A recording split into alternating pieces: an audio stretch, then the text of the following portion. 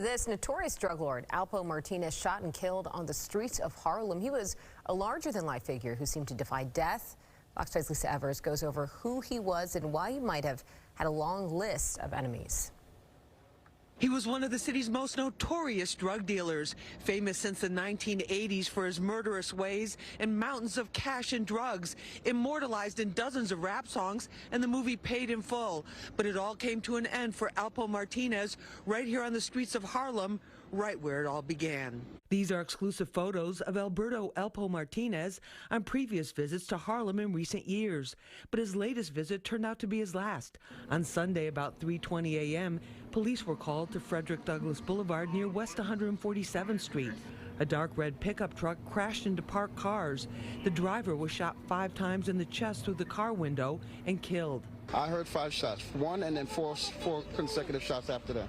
It was Alpo, but his driver's license and other IDs had his witness protection name of Abraham Rodriguez with a Lewiston, Maine address. The murder scene stretched for blocks up to 151st Street. Alpo had been given a new identity when he was released from a Colorado Supermax prison in 2015 after serving more than 20 years for 14 murders. But instead of lying low, he couldn't seem to stay away from New York. He's been seen riding around Harlem most of the time. You know, he's been seen down in Harlem a lot. In addition to the murder convictions, Alpo was widely believed to have turned on many of his former associates in order to shave years off what could have been a life sentence. There is no shortage of people who may have wanted payback. Other than him being who he is, there seems to be a thing with guns going on that everyone's, you know, it's getting out of hand with the guns.